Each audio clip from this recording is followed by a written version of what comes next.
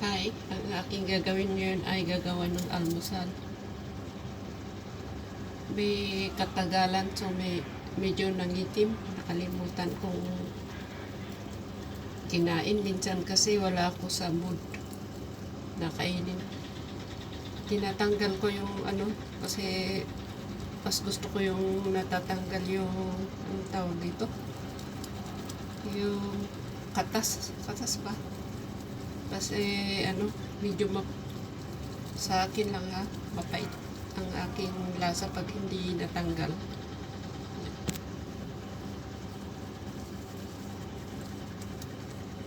Dami. Tapos both side, both ends. Pwede, pero dito sa pangalawa hindi masyado siguro dahil nakalabas na dito sa una, pero meron pa rin. Ayan.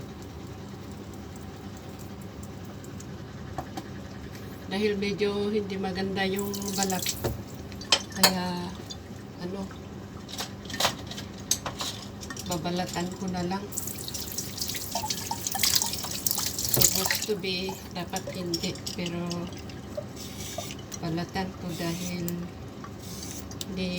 medyo hindi maganda yung medyo tuyo, may pagka-dry na bago yung kaya bayaan mo na yung skin. Yung water na lang ang kukunin. Ang benefit niya ang water na lang ang makukuha. Ayan. Ayan.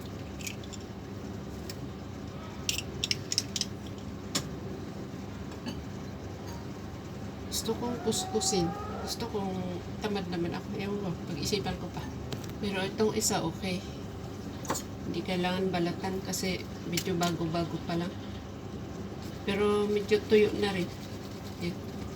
Wala na yung kukunti na lang yung katas niya. Balatan ko na lang din. Medyo makunat yung yung balat niya. Kaya alisin na lang natin. Yan.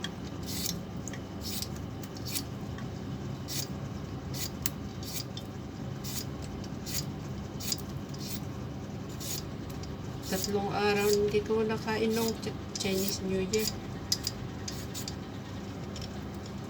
Iba yung mga kinain ko. Avocado. Ayan. Wala nang makunat na balat. Kukuskusin ko na lang gamit itong malalaking butas.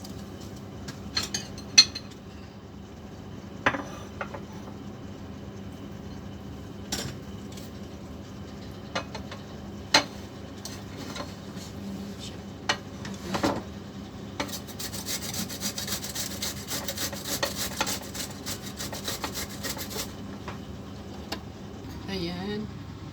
Kaya lang pag yung ganitong nakuskus may tubig. Kaya kailangan kailangan pigain ng konti. Pwede namang inumin, kaya lang ayan, napiga ko na ng konti. Kasi kapag hindi pipigain ng konti, matubig sa tinapay. Tapos lagyan ko na ng konting salad dressing. Pwedeng mayonnaise, pero ito yung sa atin. Isa lang na ganyan para konti lang kasi ang konti ako gumagamit ng ganito. Basta lang, magkalasa lang. Ayan. Tapos haluin lang na ganyan. Mix lang.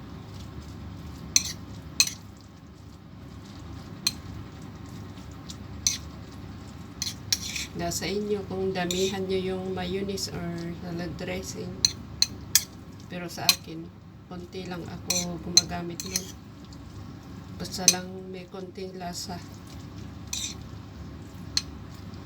Minsan, pagka depende naman gaano kadami yung ganito. So, kung madami naman, edi damihan ko ng konti. Ayan. Tapos, ayan. Lagyan ko ng isang itlog. Minsan kasi yung salmon ang nilalagay ko dito. Pero walang salmon ngayon. So, gamit ko ngayon ay itlog.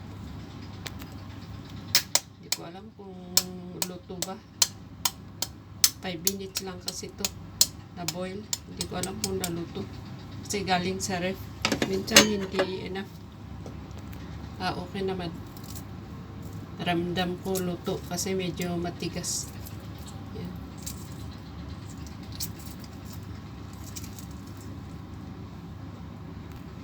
Wala akong slicer.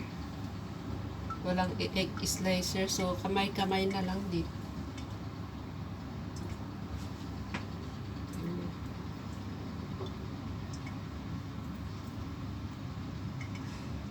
Chopping board ko, kamay din.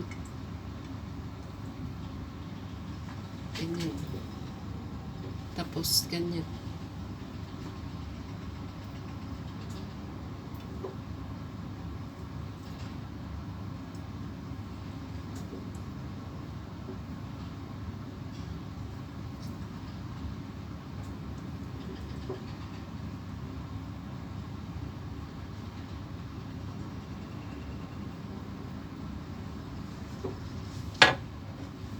Tapos, mix ulit. Ayan. Hindi ko alam anong tawag dito. Cucumber, egg.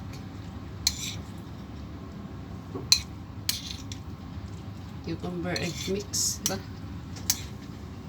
Hindi masyadong makita kasi kulang yung ilaw. Kapag binuksan ko naman ito, mas lalong against the light. So, ganun na lang. Ayan.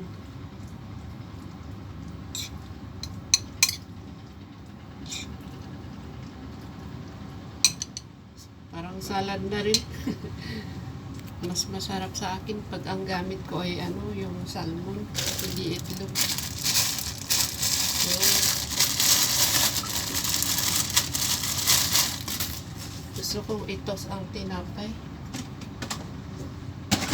Tos muna ako dito.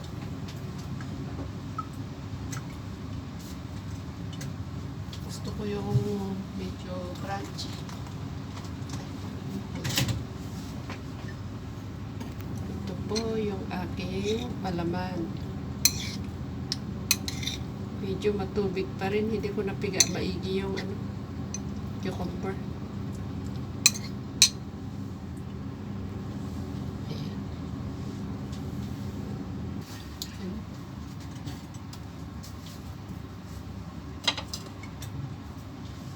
Tapos, ilagay na natin sa ating tinapay.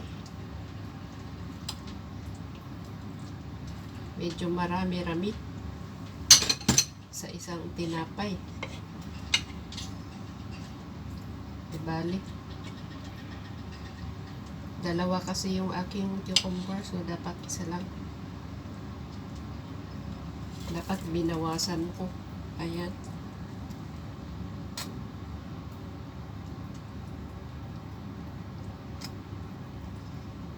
Kailangan kainin agad. Hindi pwedeng pangbaon ito kasi mabasa.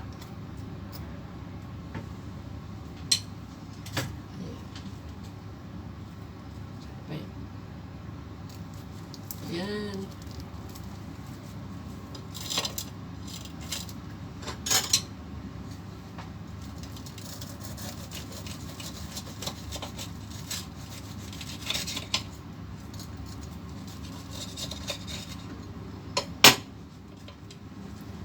Hiniwa ko.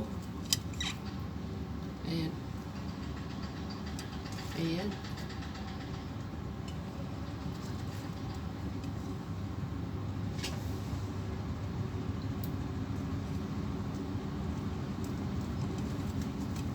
Pwedeng ganyan. Pero, kainin kong isa-isa. Ganyan.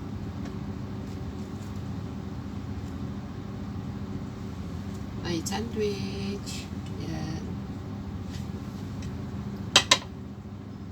Ay, pray muna tayo. Let's eat. Kain na tayo. Ayan.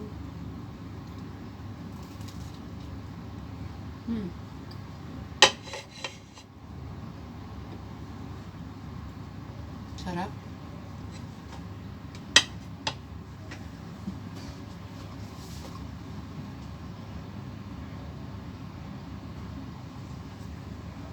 Sensya na kayo sa background.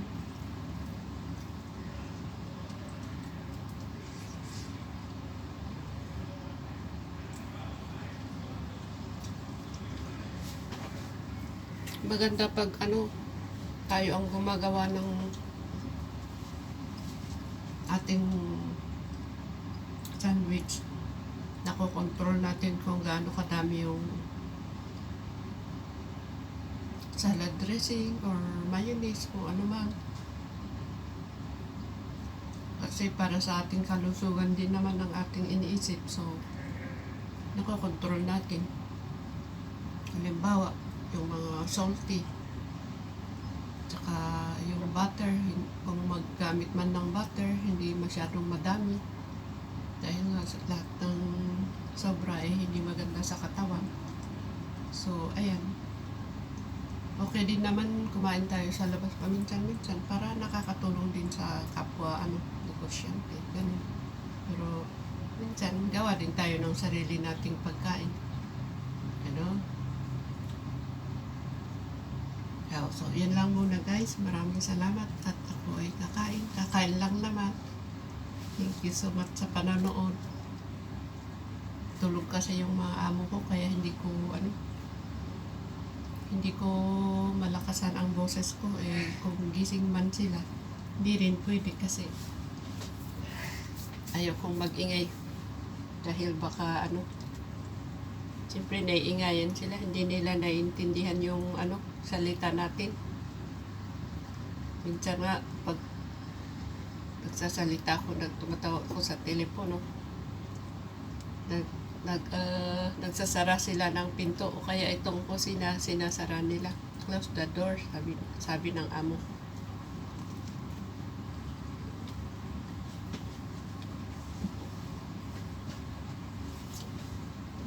Sarap. Ang sarap.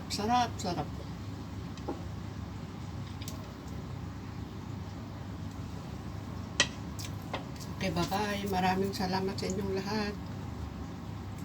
Thank you so much. Maraming salamat pala sa inyong manonood nitong aking simpleng video. Maraming salamat. Thank you so much.